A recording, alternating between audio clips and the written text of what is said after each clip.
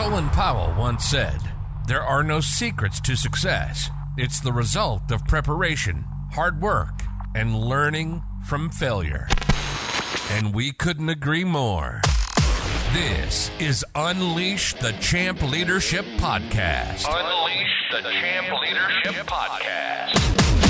We'll talk to people from all walks of life and pick their brains about their journey, the process, and the ups and downs to becoming successful. You want inspiration and motivation? It all starts here. This is the Unleash the Champ Leadership Podcast. And now your host, Kyle Sullivan. What's going on, champions? Welcome to another episode of Unleash the Champ Leadership Podcast. I'm your host, as always, Kyle Sullivan. And today we have a homie of mine. We are in a mastermind together. We got to spend some time. And you just meet people that you instantly vibe with, you instantly click. And she is doing an incredible job and mission to serve a unique group of people that we're going to talk about today. Kristine Ziffra is a nutrition fitness expert, over 12 years, athlete, former gym owner. And as I said, now she has a passion for supporting a very unique group of people for their health and fitness goals and all things involved in that. Kristine, thank you so much for being on the show today. Thank you so much for having me. I appreciate the opportunity. Absolutely. When we connected in LA through a mutual friend and mutual mastermind that we're a part of, and just said, hey, we got to get an episode because what you're doing is incredible. And what you've done is incredible, but who are you behind the bio? Well, so like you said, I have 12 years of experience in the fitness industry. Started my career at a big box gym right out of college and, instantly fell in love with everything that I did.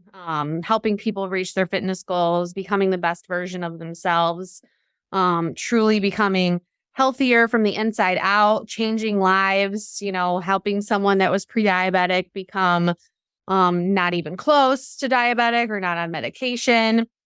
And early on, I saw a need to work with this specific population that, you have talked about. So I worked with everybody when I was at the big box gym. I had weight loss clients, performance clients, pregnant, postpartum clients, all of the, pretty much the phone book.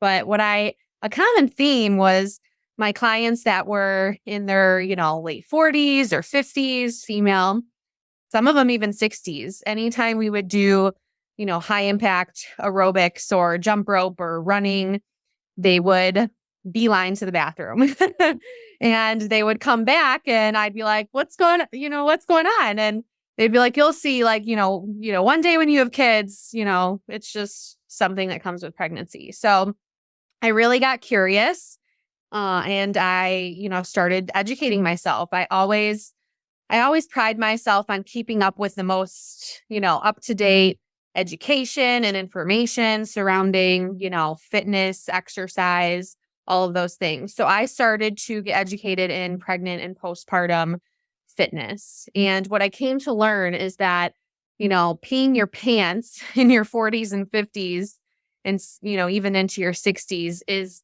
while it's common, it's not normal and it should be addressed. So started working with that population just by word of mouth, didn't really specialize in it until recently. So I left the big box gym in 2015 and started my own group training gym, which was Fit Project, and loved it. Learned so much, not only as a coach, but as a business owner. I had to learn so much in terms of systems and accounting and marketing and all of those different things. And fast forward to, now, so 2022, I've been toying back and forth for the last couple of years on really specializing in pregnant and postpartum. I've had dozens of clients at this point just come through the gym, pregnant, postpartum, and I've just seen how successful their pregnancies have been while they stay active throughout their pregnancies, and also how fast they recover postpartum. And I just love working with the population so much. And I think it's a population that is drastically underserved. And so when I was toying mentally with, when do I do this? What's the timing? And we talked a little bit about this, but it was just God's timing. And I found out I was pregnant this past March 2022. My husband and I sold our house in Illinois. We decided we want to move to a different state. So we bought land in Wisconsin. So everything was kind of lining up to, this is probably the right time to pass the torch and sell the gym and really focus in on this venture. And that's exactly what I've done. So the past, 6 months, 7 months, I've really just dove headfirst into getting more information out there regarding pregnancy, conditions, symptoms, postpartum. And I'm so passionate about getting this information out there. So that is why being on this podcast is such a great opportunity to reach even more women and just really make more of an impact, which is my ultimate goal. Kristine, when you were sharing, when we linked up and we met and you were sharing about what you do, I'm like, I know dozens, including my wife, that I can't wait for this thing to launch because it's such a needed thing. And it's such as you said, it's an underserved community of people. Talk about the connection between people getting physically, mentally fit and finding confidence in their health and how it applies to how they show up in the world, how they are improving, whether it's leadership at home or in the workplace. What's the correlation you see there? Well, as an athlete myself, so I was a volleyball player my whole life until, after college. I suffered 2 ACL tears playing volleyball, 8 years apart. So just for context, but so going from, athlete to, in the workforce, and then I started doing triathlons, just a different form of competition that I wanted to challenge myself. Every time I had to overcome something athletically, it transferred over into not only my personal life, but also my professional life. The reason why I opened a gym was because I finished an Ironman. I finished an Ironman triathlon. So if those of you who don't know what that is, it's a 2.4 mile swim, 112-mile bike ride, and a full marathon at the end. And when I finished that marathon, I was like, if I could do this marathon or this Ironman, I could start a business. Like, it just gives you that confidence and it helps you to rewrite different stories that, like, maybe you tell these lies in your head, like, oh, I could never do that. Like, I could never leave my comfortable corporate big box gym to start a business. But that's exactly what I did. And it was being so uncomfortable that made me grow. I wouldn't have been able to grow if I didn't make that decision. And it's been hard. I mean, you and I both know entrepreneurship is not easy. And I had a gym during COVID. So talk about being scared and fearful and not wanting to lose my gym. And I thrived I figured out how to thrive during that time. I'm like, okay, what are other people not doing? What do I need to do? And I'll tell you a little bit of what I did. So when I saw things were shutting down, I was actually in Arizona with my dad. We went there for spring training, which was canceled because, it was COVID. Super bummed. And I was about 4 months post-op of my second ACL tear. And so restaurants started closing in Chicago. Bigger box gyms were closing. And I was just like, this is not looking good. And I was like freaking out. But instead of letting the fear take over, I came up with a plan. And so on the plane ride home, my dad's like, what are you doing? I wrote out how I was going to shift if my gym closed. I wrote out a whole online schedule, who was going to teach what class. I was going to rent out all my equipment to my members. I had a plan. So that was a Monday. By Friday, gyms were closing and I had my plan. And so I think that's the thing with, you can't be fearful about things that might happen or inevitably happen. You just have to prepare and plan. And that could have been the worst thing that ever happened to my gym. I could have just laid down and, not taken income for 3 months, but I did the complete opposite. I wiped my whole gym clean of equipment and I gave it all to my members and I shifted everything to Zoom. I never knew how to use Zoom in my life. And we shifted all the classes to Zoom, and I lost maybe 2 people in the time we were shut down, which was 12 weeks. And that, like, being so uncomfortable during a horrible time, like, I grew from it. So I just think we have to take challenges and failures, and not failures, but if things don't go our way, we have to see it as, I'm just going to grow from this hard thing. And that's my 2 ACL tears. The second time I tore it, I was a disaster at first. And then I was like, you know what? Like, no, I'm going through this hard thing for a reason. I might not know what it is yet. I might not know the why yet, but it will come eventually. So that's how I've reframed my mind when I go through hard situations. Is this is really, really hard right now, but I know it's just an opportunity for me to grow. Couldn't agree more. And what I love is that, it's said that we don't rise to the occasion. We fall to the level of our systems and our preparation. So you saw something happening and said, hey, I'm going to make a plan. I'm going to have this. And when it did, you thrived instead of laying down and seeing like that. So let's talk. Okay, you got the big box. You leave, start the gym. You have to shift during the pandemic and then say, you know what? Got pregnant. We're going to sell our house. We're going to sell the gym. We're going to move to a new state. That sounds like great. All at the same time. Yeah. Talk to me about Talk to me about that, and just, okay, hey, here's why we did it. Here's what prompted us. Here's what carried us through all of that transition. Because I mean, at the time of this recording, like, you're still pregnant, and you've had so much shift happen, and so much exciting things. But talk about the journey of that and how you've able to keep yourself motivated and more than motivated, but moving towards the direction of your preferred future. My husband and I just got really, really, serious about what we wanted. And, at first, when we talked about moving, I would get really, and selling the gym and all of these things, and selling our house. I loved our house where we lived. I would get really emotional about it. And I'm like, how are we going to do this? And I'm going to miss XYZ.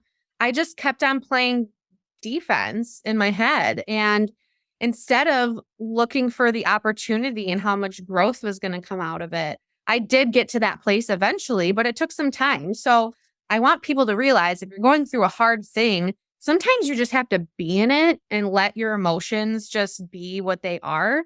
I think emotions aren't negative and positive. They just are, sadness, anxiety, overwhelm. You just have to kind of sit in it sometimes, but you will overcome it. And I think a huge thing for me to overcome the fear and the anxiety, I was so fearful for so long of what my gym members were going to say when I announced that I was going to sell the gym. I was so fearful of it. Like, it was 3 months that I probably kept it to myself that I was in the process of selling the gym.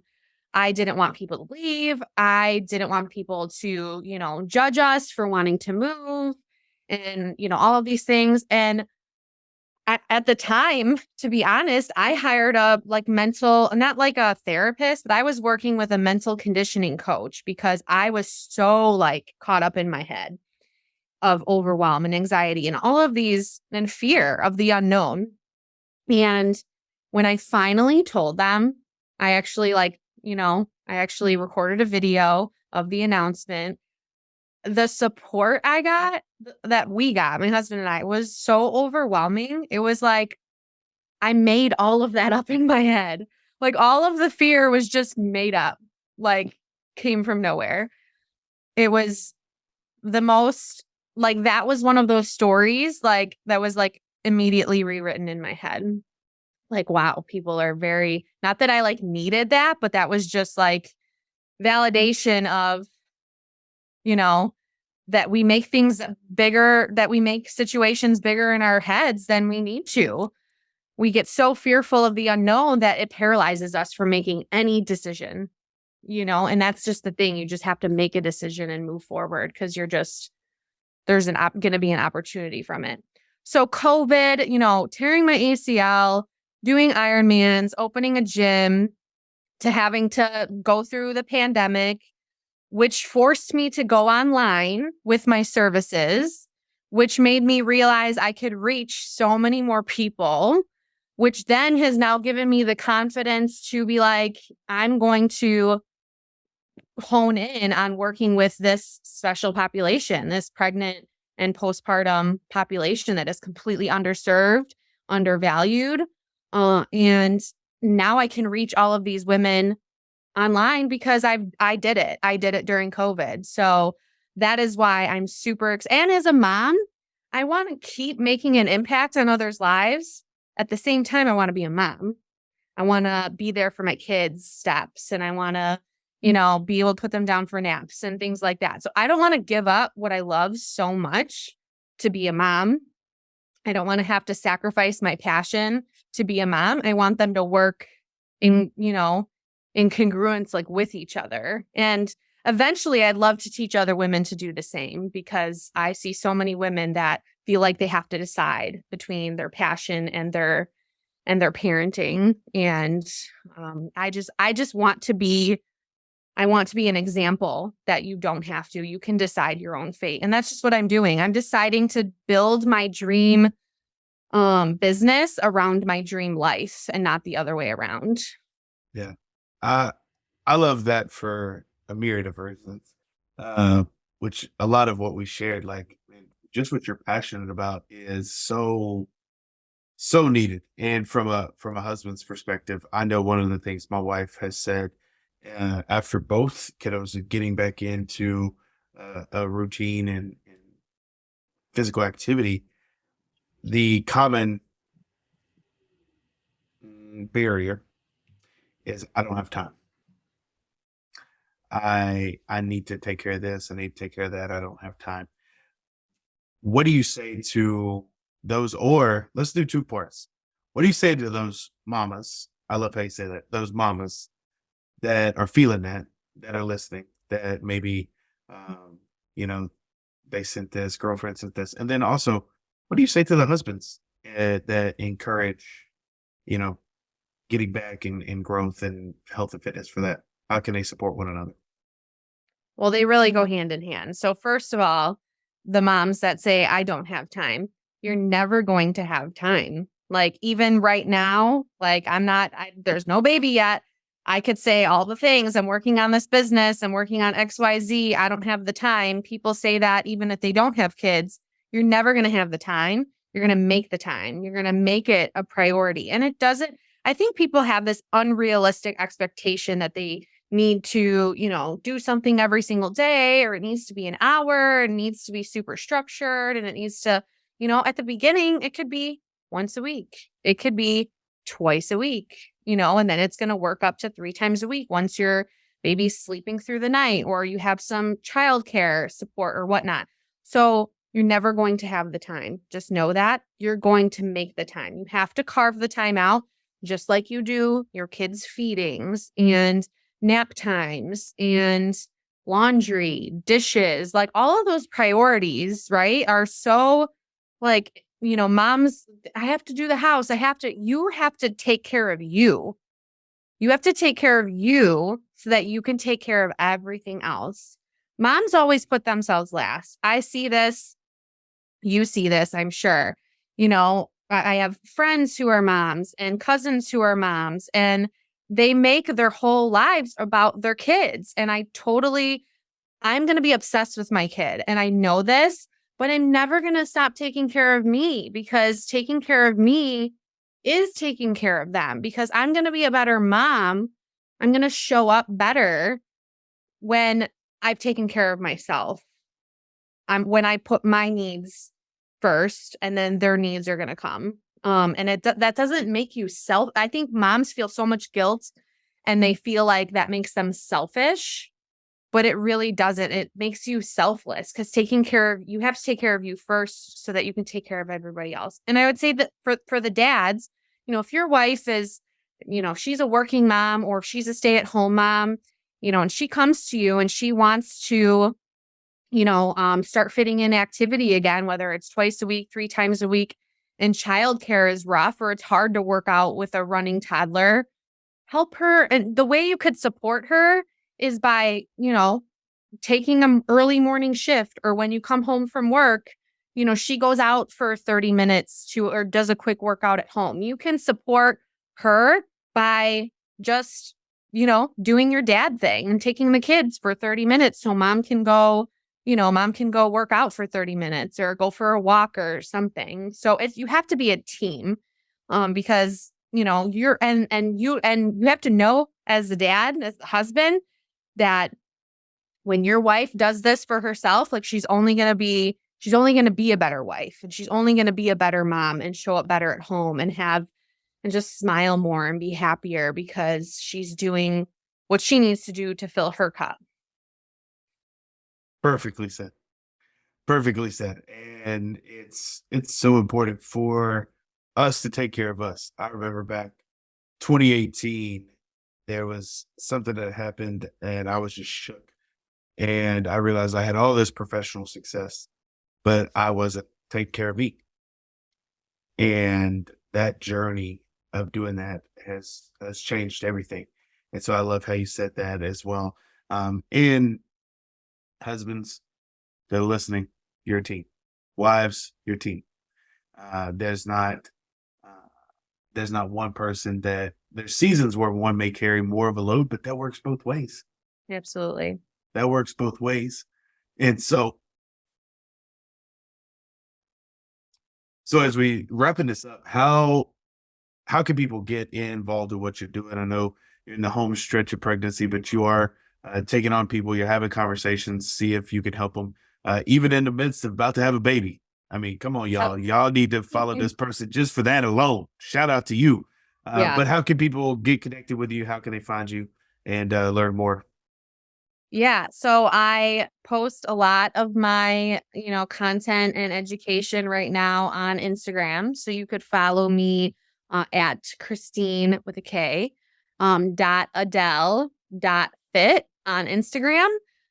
Or you could shoot me an email, which is Kristine at mamaprojectllc.com. Mama Project is the name of the business. And then our signature program is the Mama Method inside of the Mama Project. And, we like acronyms, right, Kyle? So Mama actually stands for mindset, activity, metabolism, and advocate. So it's not just exercise or nutrition. We talk about mental health and, how the new baby is going to, come into your family, how that affects your relationship with your husband or finances. There's a lot of education from other women's health experts inside the program, from lactation consultants to pelvic floor physical therapists to doulas and a holistic medical doctor even that I've connected with, who provides